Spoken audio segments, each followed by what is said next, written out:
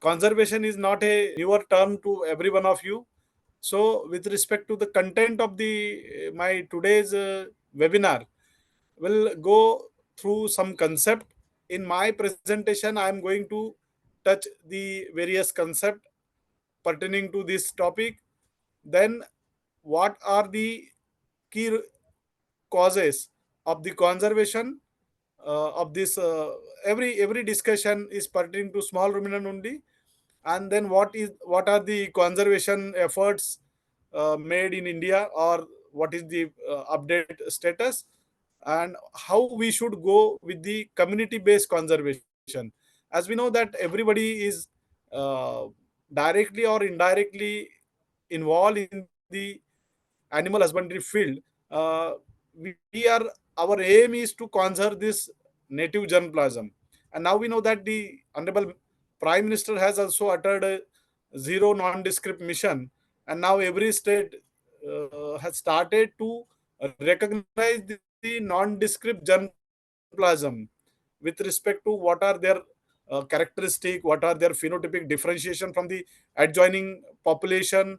And there is a boom of characterizing of the local germplasm. So on that background, to characterize a population, to characterize a strain or a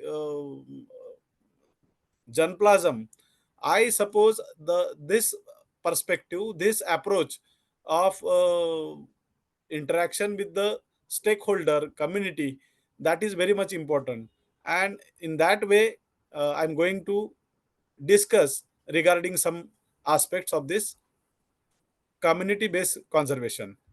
So first of all, few basic concept we are supposed to cover under this presentation, under this webinar, is what exactly is the animal genetic resources. We know that ANGR, animal genetic resources, what is meant by breed, what is meant by biodiversity, how do we assess the risk status, or the scientists are assessing the risk status of a breed. Then what exactly is the conservation, and how we can define as a community. So let me interact, let me start with this. First of all, friends, animal genetic resources, ANGR, especially we are concerned with the farm animal genetic resources, which is encompassing the various species of livestock, breeds or strain, as well as their wild relatives. Because we know that whenever we are considering the farm animal genetic resources, we are our mindset is located, or it is restricted for the domestic animal. But there are certain wild relatives of this farm animals are there. Not only the breeds, but the species as well as strains, some ecotypes, some subpopulations, everything is coming under this animal genetic resources. And we are concerned with the not only with this population, with this kind of subpopulation, but as well as these are concerned with their economic important, their scientific important, their cultural important with respect to human being. So FAO has given the one of the definition of farm animal genetic resources, as it include all the animal species, breeds or strain, and their wild relative that are of economic, scientific and cultural interest of mankind in terms of food and agriculture production. Generally we have a perception of synonymous utilization or alternative. We use germplasm word for the ANGR, but the germplasm is encompassing not only the living organism, but also just like semen, oocyte, embryos, all these living creature or the living systems that are being covered under the word germplasm. Then this is a routine buzzword of biodiversity. We know that biodiversity. Why I'm intensifying all this concept? Because to know exactly about the perspective of the community based conservation, one should be well aware about these terms, and that's why I'm going to touch every important term. biodiversity, friend, this is the a particular living organism, or we can say livestock. When we are concerned with the diversity in term of number of species as well as the variety of the species, so that is going to be encompassed in the this biological diversity. So say for example, India is sharing, or it is having only 2.4% of the geographical area as compared to the whole world, and we are having about 8% of the uh, flora and fauna, means plants and animals of the world. Say for example, if we consider the global biodiversity hotspots in India, we have four global biodiversity hotspots, and we know that there are around 16 global biodiversity hotspots throughout the world, and four are present in our nation. Himalaya ranges is one of it, Indo-Burman hotspot, Nicobar Island, and Western Ghat. These are quite popular and well known to us. As we know that our India is having the World Heritage Site, seven World Heritage Site which are observed or occurred naturally. We are one of the mega diverse country in the world. We are having 11 biosphere resource, and about 26 now few are also added Ramsar sites. So it simply means we are bestowed with a very good kind of geographical differentiation or geographical diversity, which is harboring various species with respect to mammals, birds, reptiles, amphibian, fish, and even the flowering plants. So there is a huge diversity observed in our hometown. Now, breed. This is very simple word, or generally while working in the system with respect to animal husbandry, we are much more concerned about the term breed, and our first impression about the breed is just a flock of animals or individuals with similar characteristic. And no doubt FAO has also given the definition of a breed as a subspecific group of domestic livestock with a definable and identifiable external characteristic.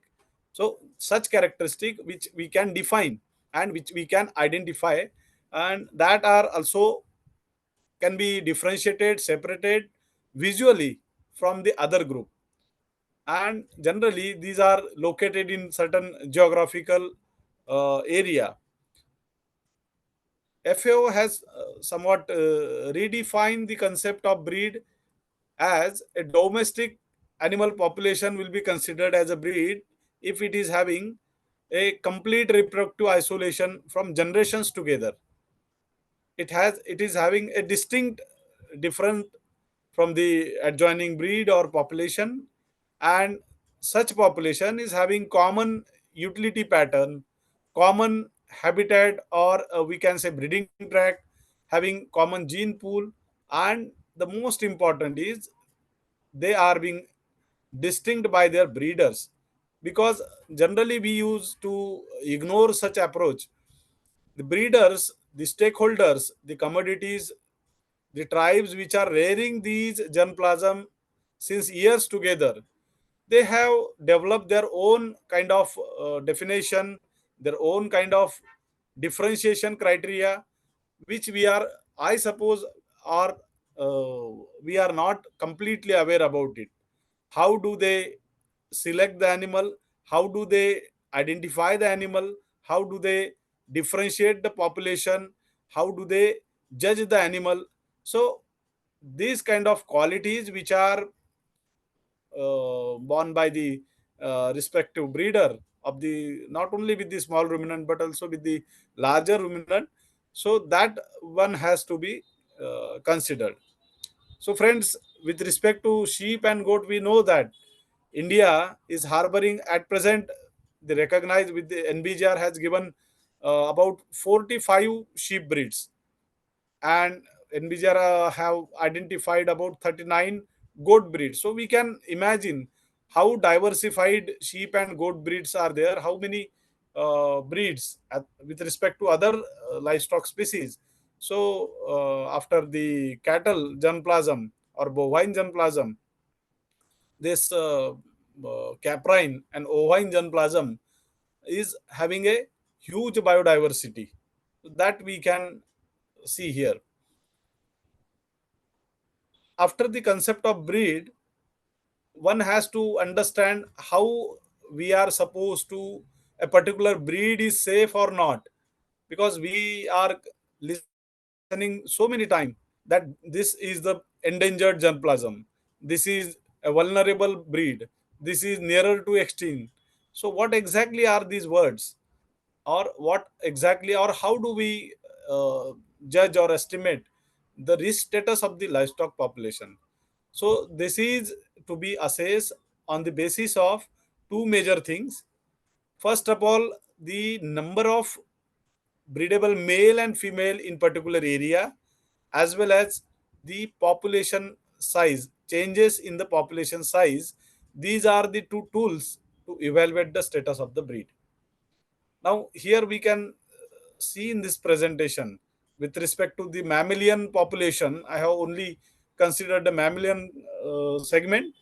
Here we can see about half of the population is unknown, and whatever is a known population, amongst that we can see here the 10% population is very critical, or again 1% is critically maintained, or 11% is endangered. So these are the alarming situations.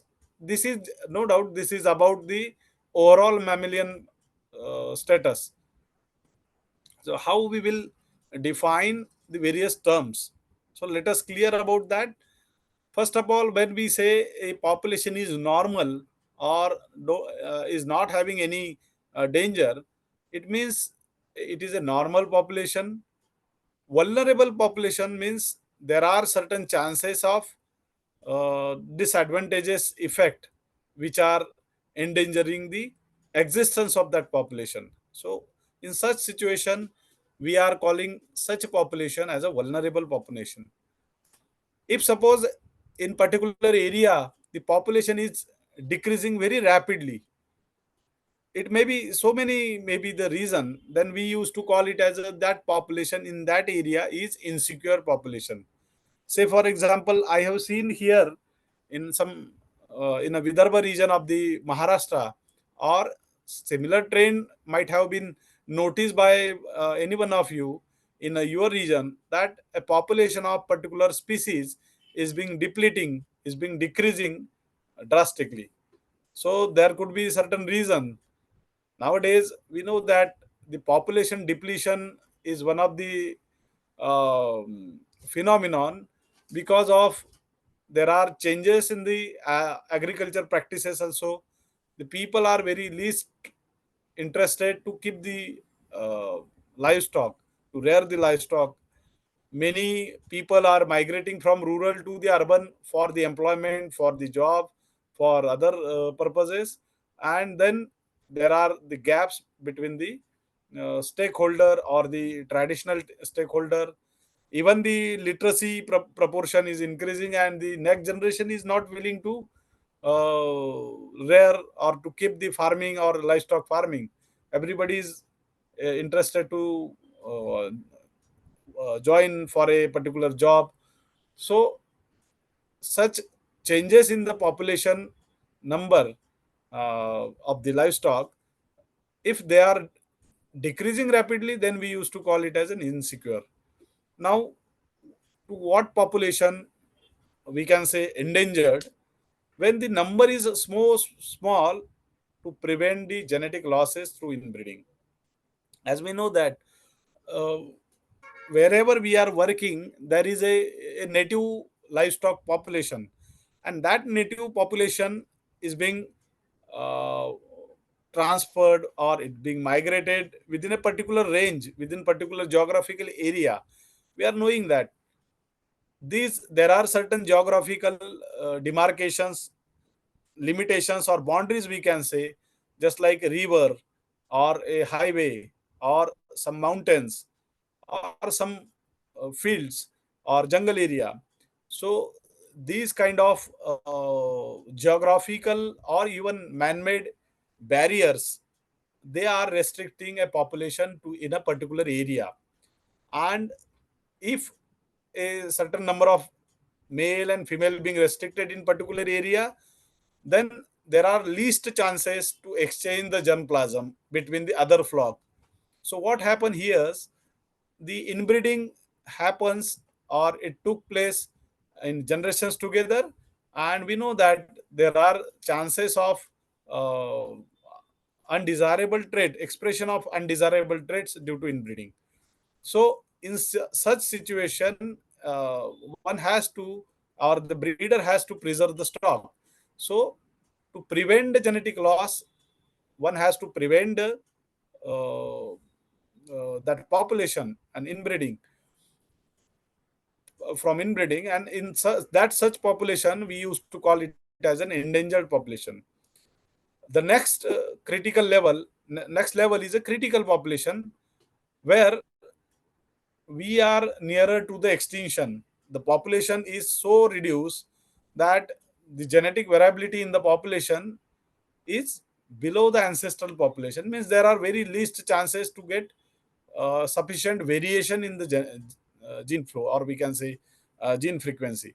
So these are with perspective of the proportion of the inbreeding also, as well as gene flow also. And the next level is nothing but the extinct level, where there are no possibility of restoring the population, where we are not having sufficient male or breedable male or female, and so we cannot establish a parent stock. So here in this chart, we can see here with respect to the small ruminants, their population sizes are defined for a categorization of the normal or insecure, vulnerable, endangered or critical. Say for example, here we can see goats and sheep, around 30,000 population. In case of goat, it is said to be a normal population which is not having any danger. If the population ranges between 20 to 30,000, then somewhat we can say here the goat, for the goat we can say the population is insecure. If again the number of breedable male and female goat ranges between 10 to 20,000, then it is vulnerable. If it is below 10,000 and more than 5,000, then it is called as a endangered goat population. If it is less than 5,000, then it is a very critical issue. Similarly, we can see here the for the sheep also, sheep population.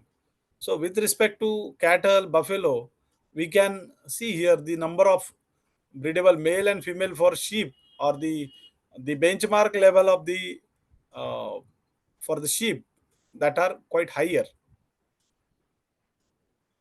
With respect to various mammalian breeds or the uh, species, we can see here with respect to their minimum number or the number of breeds which are at risk.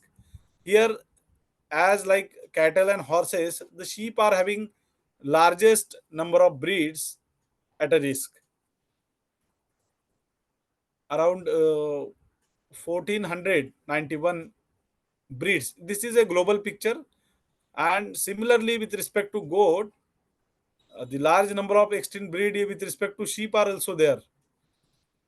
So here, sheep and goat, although we are ignoring this small ruminant as compared to the dairy animal, as compared to the poultry, but somewhere we are also posing a threat toward the existence of uh, a breed diversity with respect to sheep and goat. And that's why this NBGR has published a watch list, breed watch list in 2022, where they have defined on the basis of available census of the breedable male and female. For every species, they have identified certain breeds as a critical or endangered or vulnerable. We will go in detail later on. So, with respect to the concept of conservation, here the FAO has very crystal clear definition given by the FAO that conservation means what? These are nothing but the human activity.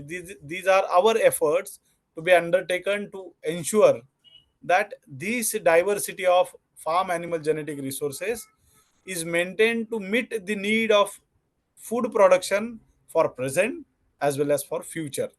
We are not considering only the present need. We are supposed to conserve, we are supposed to maintain this diversity of farm animal for present as well as for future need. So there are two kind of thoughts. Do we need the conservation really, or whether it is not needed at all? So our mind will dwindle between these two kind of segments, thoughts. One thought will be that these small ruminants, these are the natural heritage, they are having a unique genetic potential, and that can be utilized for the near future, because we are not knowing what are the future needs. 2 3 years before, the COVID situation was a very serious challenge against the world, before the world, and we are not knowing exactly the what is the what we can say remedy or control measures. So there are chances that in a near future, similar or any undefined, we can say unknown threats or some issues will be there. And we have this kind of natural heritage because along with the human being, this flora and fauna has evolved. So nature has also imparted some beauty, some inputs, some valuable addition to this a particular local flora and fauna. And that's why we are concerned with the conservation of that flora and fauna, because they are the nothing but the sum total effect of generations together. They have also evolved along with human beings. They have also evolved, developed certain unique traits. So there is one thought which is imposing, which is favoring for the conservation. And that's why we are concerned with the concept of conservation, which is consisting of the preservation as well as maintenance of the germplasm, then its sustainable utilization, restoration, and enhancement of the natural environment. So conservation, many time it is, the preservation word is facsimilar with the conservation, or it is wrongly considered as a conservation. But friends, preservation is one of the segment of this wholesome approach of the conservation. Preservation is pertaining to the continued maintenance of the genetic variability. We are concerned with the not only with the maintenance of the genetic variability, but we are also side by side considering the upgradation of the genetic potential of the livestock, as well as their proper management, sustainable management for the future use. So this is somewhat differences between the conservation and preservation. And then definitely we'll switch over to the what are the causes of conservation. Just I have mentioned that being a natural heritage, the livestock or the this fauna has, it is nothing but the result of natural selection.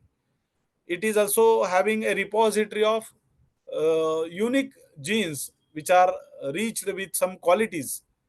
Some qualities we know that some breeds are very much say for example of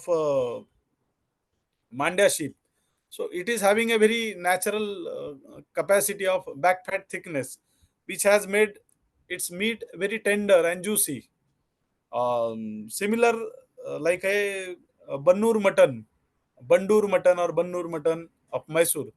So these are certain qualities which are naturally evolved with that particular uh, breed or particular species. So to protect, to safeguard that natural heritage is one of the main reason to conserve that particular population.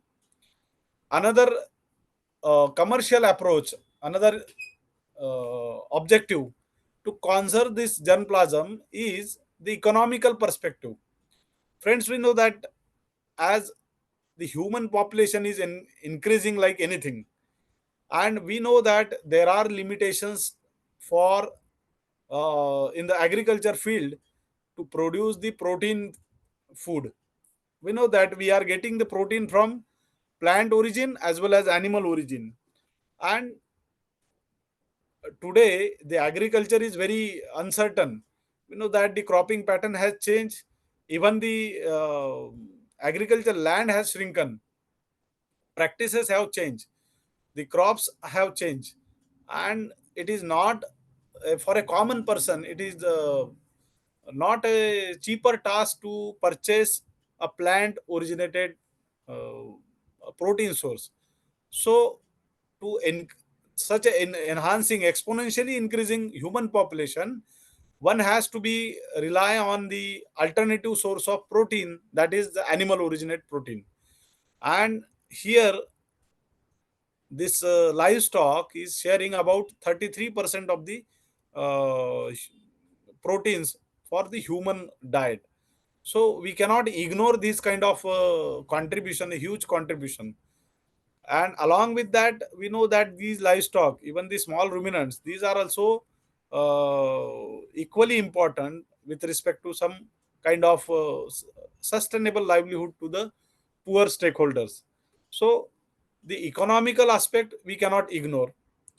Similarly, the scientific approach we cannot ignore. We know that these ruminants or these living organisms, these livestock, they are giving, they are providing the insight to our scientific research, scientific development.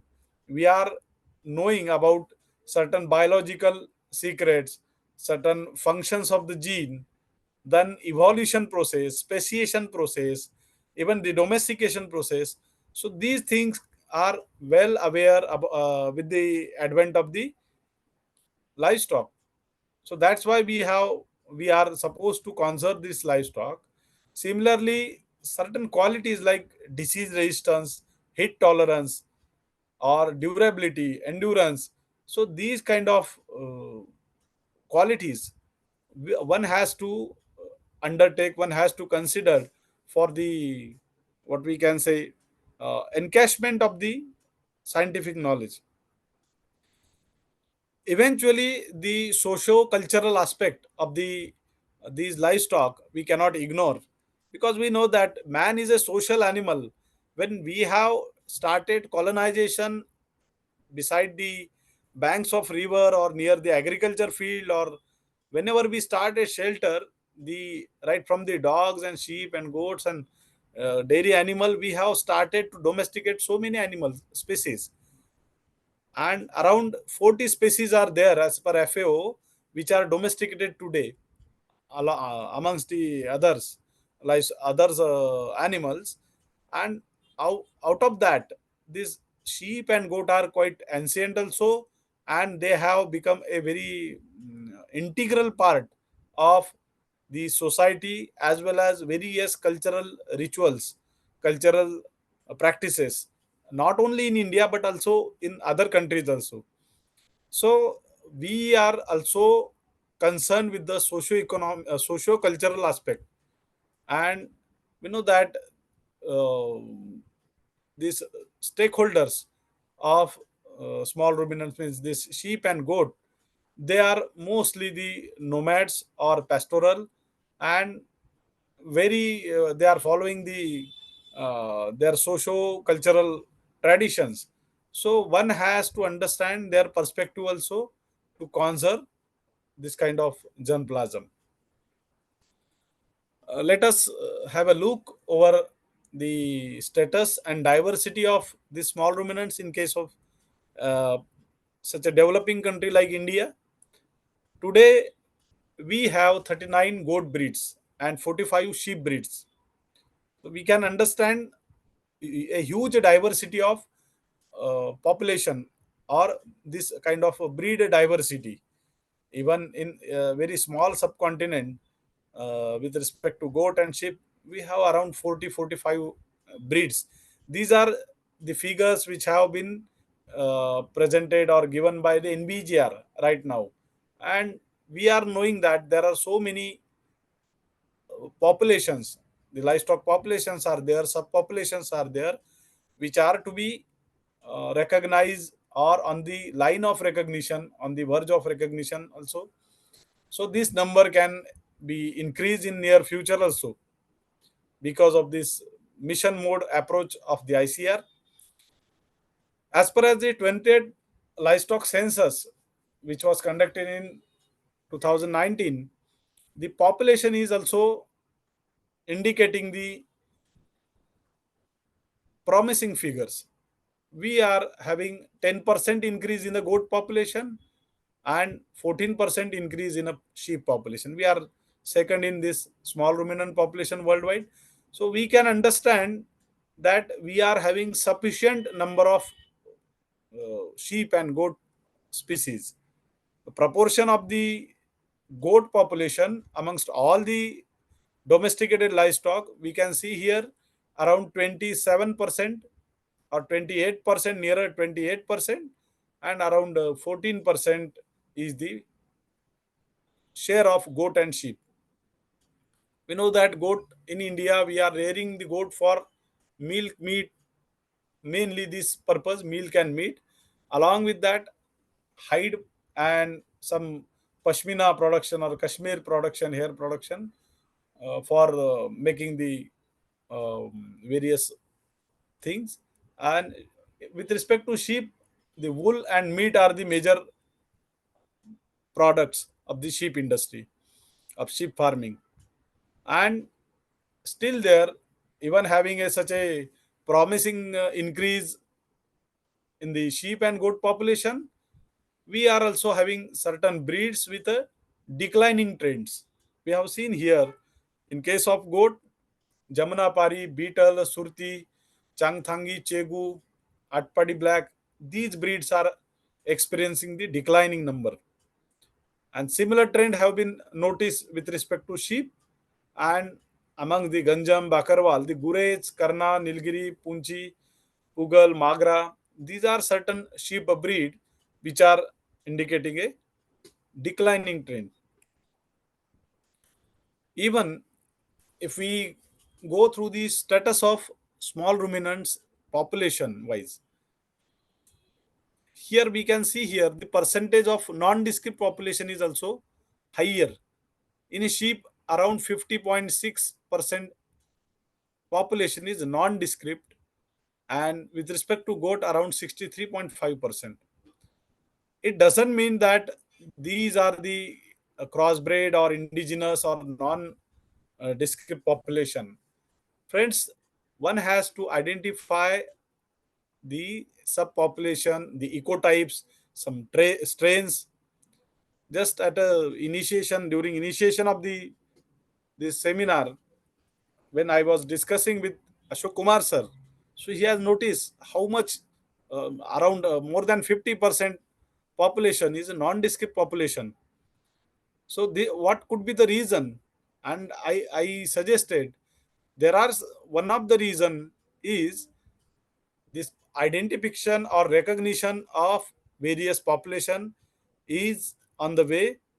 Another aspect, friends, we know that whenever we are learning or we are trying to understand the local sheep and goat germplasm, we are not so much concerned about the various ecotypes or strains or varieties, we can say. Say, for example, in case of Deccani sheep, There are certain strains: Lonan strain, Kolhapuri strain, Deccani strain, Sangamneri strain, just having certain differentiation with the coat color pattern.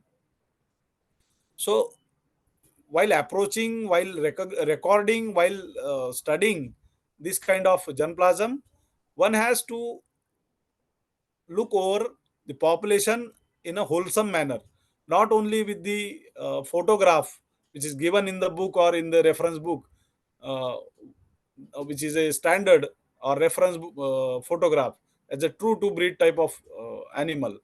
But many a times there could be chances of some dilution of certain at certain level. So these nondescript figure are nothing but the unrecognized or least recognized, or we can say lesser known number proportion of the population.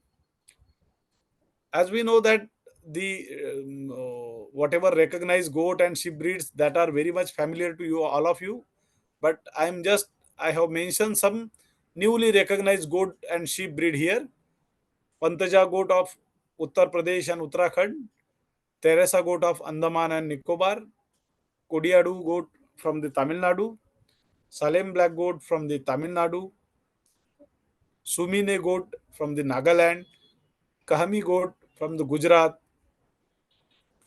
Then from the Assam, there is Assam Hill, Asomi or Assam Hill goat is there.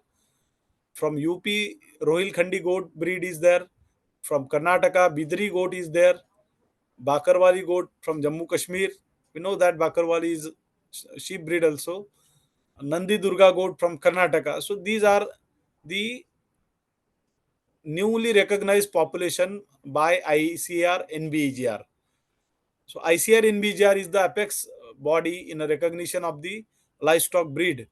We know that with the help of State Agriculture University, with the help of research station, research institutes, and the ICR is taking the lead in recognition of the this germplasm. There are newly recognized sheep breeds, uh, two from the Tamil Nadu, Kachai Katti black sheep, as well as Chebadu sheep, and from Odisha we know the Kendrapada sheep and Panchali sheep. So these are the certain sheep breed which are recognized very newly by ICR in BGR. So what are the status of conservation efforts at our level? What we have done or what a government has done? Uh, we know that ICR NBGR, which is specifically a bureau for, it is a national bureau for recognition of animal genetic resources, was established around in 1984, around 40 years back, and still this institute is taking a lead role in breed characterization, in conservation, and utilization of that animal genetic resources. Simultaneously, the central government has run certain network project. We know that there are two research station, species specific research station the ICR has. One is at Avika Nagar for sheep, CSWRI, Center for Sheep and Wool Research Institute in Rajasthan, and one is CIRG Makhdum, Central Institute of Research on Goat. So these two institutes are also taking a lead in implementation of this various schemes or projects. With respect to the in situ conservation scheme of this network project, for the goat we have the beetle and surti, and from for the sheep Nilgiri, Magra, and Kila Karsal. So NBGR have also uh, approach for the XC2 program, like establishment of animal gene bank for goat and sheep breed, as well as animal genomic resource bank. Simultaneously, all India coordinated research projects are there for various goat and sheep breeds. So they were implemented for the genetic improvement of this native germplasm. And as I mentioned earlier, the NBGR have published a breed watch list, so that one should be very well aware about the what are the risk status of various sheep and goat breed. With respect to sheep breed, here we can see the Tibetan sheep is having a critical kind of class with respect to its population, and Karna, Kachai Katti Black, and Nilgiri sheep, they are endangered right now. And the Gurez, Jaloni, Kendrapada, Puchi, Rampur Busher, these breeds are vulnerable. On the other hand, the Teresa goat, which is recently recognized, it is also having a critical kind of status, as well as Chegu and Sumine from Nagaland. They are the endangered goat breed, and Kokan Kannad is vulnerable. It's a coastal breed, coastal goat breed from the Maharashtra. So, just progressing to our topic, friends, we should be aware about the communities or the stakeholders for the this sheep and goat. The communities and the stakeholders which are traditionally involved in the rearing, in the farming of these goat breeds. Say, for example, Bakarwali goat from the Jammu Kashmir, which is reared by Bakarwal community. From the Himachal Pradesh and some part of Jammu, the Gaddi goat are being reared by Gaddi tribe. Gola tribe from the Odisha are rearing the Ganjam goat. The nomadic population from the Gujarat and some part of UP, they are rearing the Kahmi goat. Rabri community from the Gujarat is involved in the rearing of Mehsana goat. And Sumi tribe from where the breed has imparted a nomenclature Sumi Ne from the Nagaland. The Sumi tribe is involved in the as a key community for rearing. Similarly, for the sheep, because we know that this sheep and goat mainly they are reared by the nomadic tribe, mainly by the pastoral. The Bonpala sheep, which has been evolved, developed, we can say, by the Gurung community of the Sikkim. Similarly, the Kurumba from the community from the Tamil Nadu has developed a Coimbatore sheep. So Changpa is concerned with the Changtangi, Pallar and Konar Yadva community from the Tamil Nadu are concerned with Chevadu sheep. Local tribe from Jharkhand are concerned with the Chota Nagpuri sheep. In Maharashtra, the Dhangar community is very popular for rearing the Deccani sheep as well as goat population, Usmanabadi goat also. And there are so many. The list is from the Gaddi, Jalauni, Madras Raid, Nilgiri, Panchali. So the main objective is to mention here that one should be aware about wherever we are working, we should be aware about the exactly what community is involved as a original, or we can say traditional stakeholder, because these community are real, in real sense they are the stakeholder and breeder also, and they are the conservator. So to approach, it's not the thing just to educate them about the scientific husbandry practices, but at the same time it is time to learn something from them also. There are certain the rituals also, or we can say practices, which being ignored by ourselves also. So they are nothing but the very much essential to know or to understand, so that we can understand the similar kind of husbandry practices for uh, in their sense. Say, for example, in Maharashtra, there is a tradition of letting or dedicating the eve or the ram or buck to the god. It's a for the sake of god, with some promise.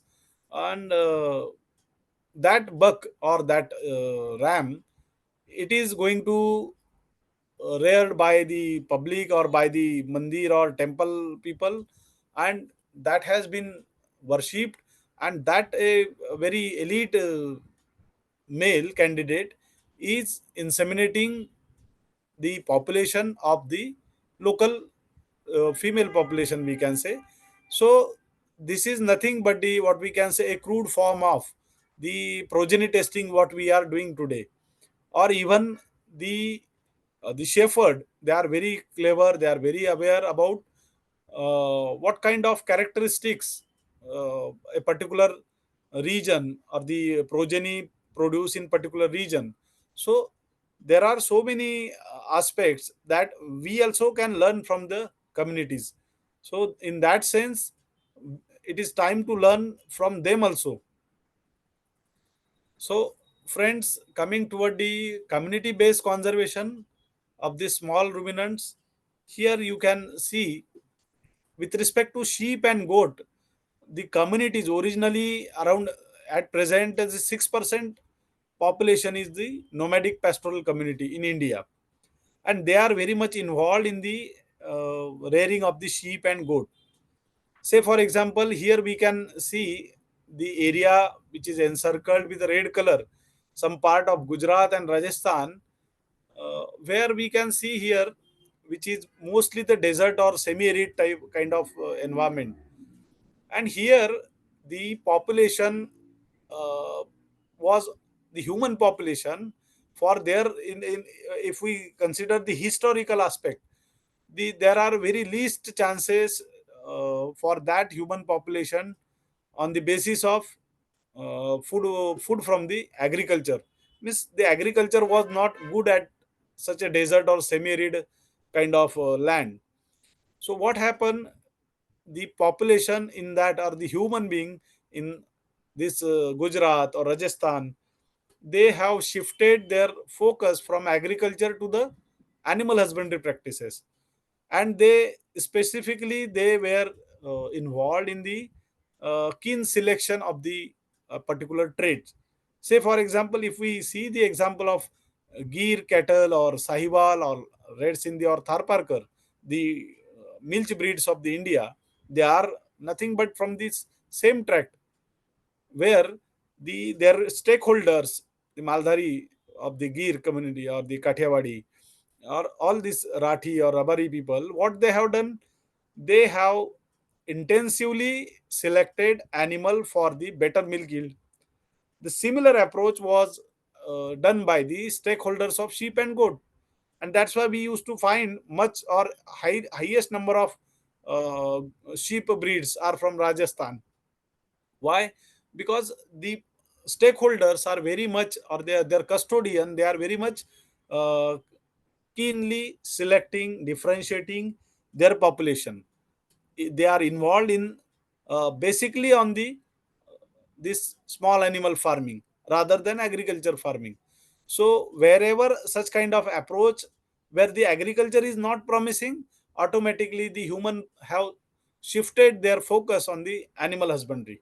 Similar picture is also noticed in Deccan Plateau in the Maharashtra, Telangana or Andhra, where the Deccan sheep has flourish like anything. Similar approach we can see here, notice similar approach or similar picture can be noticed in Himalaya, at the foothills of the Himalaya, where the Chegu, Changtangi, such kind of breeds have been evolved, reared by the stakeholder for the quality wool production, quality hair production, and they started their economics with the selling of the various things made from that quality or fine quality wool. So here, while understanding the community based conservation, one has to understand the pastoralism or the practice by the this nomadic pastor in India. Firstly, these are migratory. Basically, these are migratory. They are moving from one area to another in search of fodder, in search of water, in search of a proper land, we can say, grazing land. Basically, they are not uh, intensively they are not rearing the animal. Means the method of, or the system of rearing is totally extensive, we can see, to some extent. it is, we can say, totally extensively they are migrating their flock from one location to other. The migration pattern also changes with respect to certain religious occasion, or certain seasonal variation, or certain trends. No doubt the Britishers have restricted their migration, and the migration practice has severely imparted the grazing aspect of the this animal. So we can say this small ruminants, the stakeholders of the small ruminants, they were practicing the migration for the seasonal utilization of the nutritive pasture, and which has been seized, which has been decreased in today's era. Now, another aspect of this community based conservation is to know the indigenous technical knowledge which is being developed by or inherited by the stakeholders. These custodian, they are very much aware about the what we can say, some disease outbreak also, even not for the health condition, but also for the selection of animal, selection of a male or female, only on the basis of the phenotypic expression. So, or they are also aware about the uniqueness of the particular rearing, the objective of rearing particular population, particular breed. So these ITK about the health aspect, about the medicinal knowledge, ethno-veterinary practice medicines are there. Then certain managemental practices are also there, right from the tagging, like a identifying of the animal. They have their own kind of approach, and that things one has to understand as a technical person from the field of animal husbandry. We can also learn so many things from them also. What kind of traditional practices these pastorals, these nomadic pastorals are undergoing, they are conducting.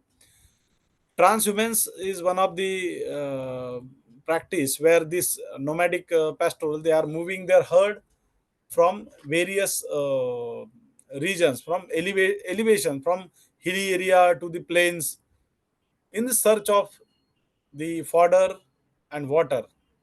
So this is really reducing or optimizing the grazing resources, or it is, in a true sense, we can say it is reducing the overgrazing. The pasture flora will not be hampered by continuous grazing in only one area. So this is one of the practice. Another is the breeding and selection. These stakeholder oftenly selecting the animal on the basis of some qualities like disease resistance, or heat tolerance, or suitability with respect to the environment. So they are having very much close insight regarding the adaptive conditions uh, which have been developed in the particular livestock, particular breed, particular population over the generations. So that is one of the important aspect. Again, we know that the pastoral have to go from one area to another area, but they also are very much keenly dependent upon the water sources, because to move along with such a huge flock of sheep or goat, they are in need of certain water resources, water bodies, like natural spring or rivers or well, and they are well known about the this accessing or locating such water resources. So these are some qualities that one can also learn from them. The range management, that's the rotational grazing or vegetation, they are also allowing some vegetation to regenerate. So this kind of rotational grazing, this is what we can say, they have settled some uh, conflict. Many times the grazing land near side the village is there, and certain agriculture there, there are chances to have a conflict between the farmers and these nomads. So they have developed their kind of what we can say systems of paying something uh, for this range management, as well as they are also having the traditional veterinary knowledge about the herbal remedies, about the treatment, about the treatment of some ailments and injuries. We know that they are practicing so many things, and which completely we are not knowing that. So, and that knowledge is being transferred from their generations together. So that part is one of the important aspect to be learned. Even though there are so many opportunities to go with the community based conservation of approach, there are certain challenges in front of the stakeholder. As I have mentioned earlier, the shrinking of pasture land is one of the most big challenge toward them, which have restricted their movement. And in summer season, we know that the natural availability of fodder and water, that has also diminished in many areas. The water level also has go down. At the same time, the literacy rate in this nomadic tribe, in this pastoral is very low, and because of their illiteracy they are also deprived from so many government schemes, and eventually they are quite far away from adoption of the scientific animal husbandry practices. This is one of the aspect. Then again they are being exploited in the local market by some middleman or by dalal, uh, if they have to sell their products. So there is no, I suppose, I have not encountered yet in our state itself. There is no such a systematic approach or systematic, what we can say, middleman free system of selling of a animal product. There is no such opportunity or platform before the stakeholders. Then how we can mitigate this community based conservation? So friends, for that we have to go for promotion of the involvement of the local communities. I have very keen desire, unless and until we'll mix up, will go to the local communities rearing this particular goat and sheep population, we are not able to understand what are their needs, what are their demands, what are their choices, because they are the only stakeholder or the custodian, though they are deciding what kind of trait is to be select right now, what is their choice, that is going to govern the whole selection or in the animal market or this selection procedure. Because many time we are concerned with the milk yield or meat yield, but the stakeholder is concerned about the disease resistance. So this is one of the important aspect that one has to understand, and some initiative uh, one has to undertake. Sustainable grazing practices likewise, or implementation of breeding program, so that a sufficient genetic diversity should be there. There should be certain particular training center or certain pivotal center which are distributing a semen of a particular buck or a ram in the local area. Then again, there is need to provide a proper veterinary services and healthcare, and most important, there is need to offer training and capacity building training program to empower this community. Another aspect which is erupting, another concept of breed societies being erupted is coming forward nowadays.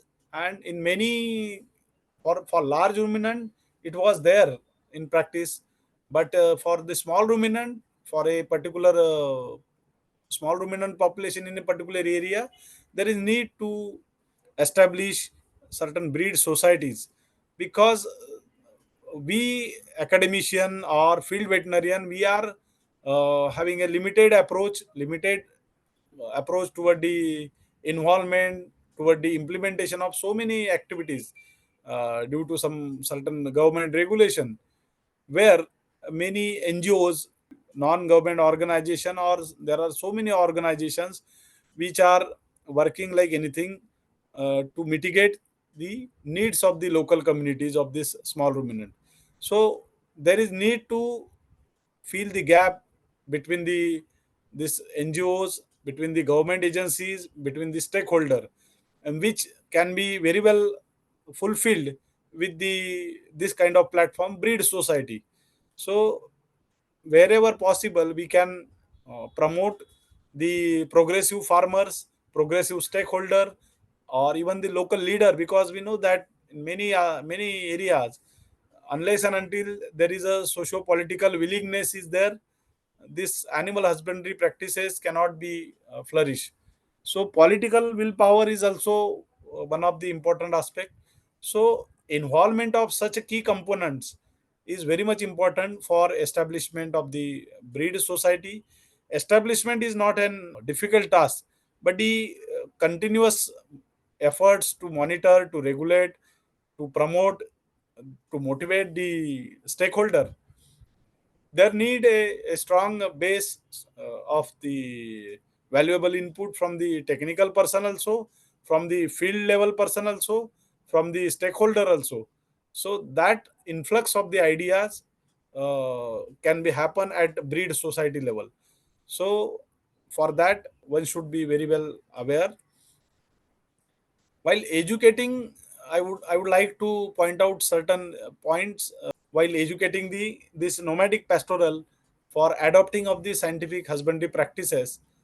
So first of all, whenever we are approaching any particular pastoral or the custodian or the nomadic stakeholder, we should be aware about what kind of traditional practices they are following, what are their cultural beliefs, what are their lifestyle.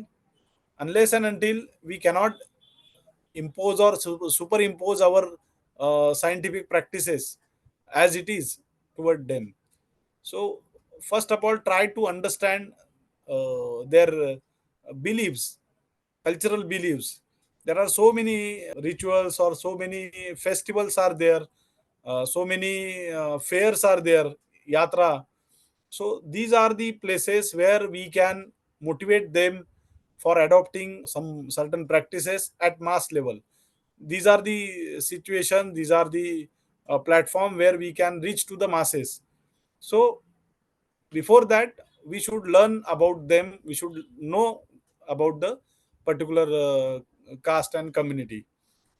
Then it is need to make them engage, make them participate in this kind of activities like workshop or demonstration or practical session for exhibiting for the benefits of the scientific practices. And most possibly, if these workshop or demonstration or hands-on training like thing, if they are made at the doorstep, their doorstep, then it will be very much appealing, rather than at our a particular technical or training institute or at colleges. Rather than, we should perform or we should organize such events at farmers doorstep, at their doorstep. Then one of the key component is to be one should be very well acquainted with the communication skill with that stakeholder with respect to their local language, or we should also respect their cultural norms to ensure the communication and understanding.